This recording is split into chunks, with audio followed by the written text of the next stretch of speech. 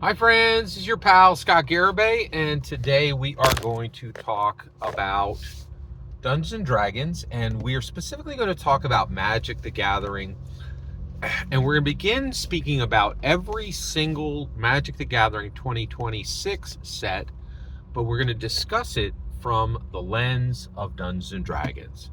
So I am absolutely fascinated by Magic the Gathering, and the reason why is there's so many communities connected to Magic the Gathering, and I don't think people really understand how Magic the Gathering has really transformed how collectibles function. It's set a new, so even casuals like me, right? I can go to a pre-release, I can play in a pre-release, and then and it's going to cost me $35, right?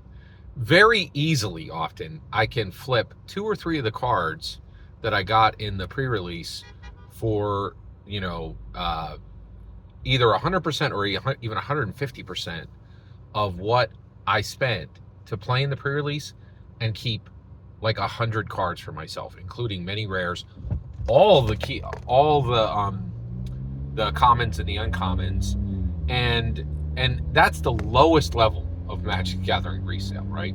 From there are guys who buy entire cases and then resell singles, and then there's guys like Rudy over on Alpha Investments that buy sealed product by the pallet, store it in warehouses, and sell for profit 5, 10, 15, 20 years later, right? Like that. There's really, I want to say there's nothing like this, but I guess this has existed in, like, wine caves are a thing, right? But this is like collectibles at the highest tier if you're not an alcoholic, right? Like it's just a different level, right? And so you have that community, then you have the community who plays, and then you have guys like me, right? And I am extremely interested in Magic the Gathering because I'm fascinated that the Magic the Gathering community doesn't understand that's now really just an extension of Dungeons and Dragons. So Dungeons & Dragons has done this thing that no other intellectual property in the world has ever managed to do, and that is intellectual property infiltration, right? And at this point, Dungeons & Dragons has very successfully and very beneficially connected itself to Magic the Gathering by canon, right? And I believe that literally nothing that is printed with the Magic the Gathering back is not canon to D&D, right?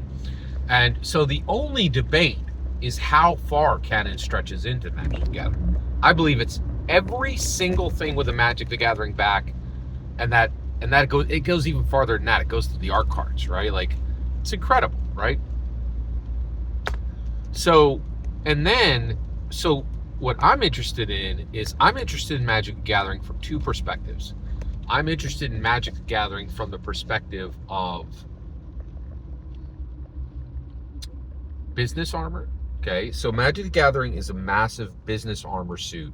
It is full plate for Dungeons & Dragons, right? Dungeons & Dragons doesn't have to, like, recently Dungeons & Dragons went through, it brought out the 2024 core rules. It reprinted every single core rule book and made the 2014s literally obsolete, right? They're not, and what's really amazing about what Hasbro did was they did a reprint on all core rule books and did not iterate the edition. I've never seen that in 50 years. I've never seen that. That is truly unprecedented. And in my opinion, actually establishes a new level of quality within TTRPGs. Oh, you're bringing out your second, third, fourth, fifth edition? Yeah, great for you. You want money and you don't care about your community? We already know this could be done without iterating the edition, right? And so one of the things I think you could do now is any company who's bringing out their second edition, their third edition, they're hacks. They're absolute hacks, right? Like, it's bad. It is bad design, right? It's no longer necessary, and Hasbro proved it's not necessary. You could reprint your core rule books. You want to put in new stuff, you want to make it fresher and better, great. Don't iterate the edition. Right? I don't want to have to rebuy, and I don't. I have 40 books on the shelf that I don't have to rebuy because of the 2024 core rule books, right? So, so Dungeons and Dragons is doing its thing, and it was able to do that because there were literally millions and millions and hundreds of millions of dollars flowing into Magic the Gathering under Hasbro, and they're like, oh, Dungeons and Dragons, we're gonna have to sell all those 2014 books that are on the shelf right now at 40% off, and every FLGS store owner's gonna be furious with us for a year. Yeah, that's fine. That's fine. Did you say Final Fantasy made $200 million in a single day of sales? Yeah, we're good. That's fine, right? Like, and so Magic the Gathering serves as full plate for her business arm, right? The next thing it does, which is really fascinating, is it is a canon channel, right? CANON. It brings in new canon to Dungeons and Dragons every 3 months, which is incredible. And they used to play footsie with this, right? They were like, oh, we have a Universe Beyond set. Now they're like, nothing's Universe Beyond. It's all standard, right? Like, we don't want to call this Universe Beyond because we want people to realize you can use this. This is actually valuable and useful, right? Like, and so, so they are really like shuttering or massively reducing the amount of Universe Beyond sets that they're bringing out, which I think is fascinating, absolutely fascinating, right? And so Magic the Gathering serves as two things, and that is business armor for Dungeons and Dragons and a canon channel for Dungeons and Dragons.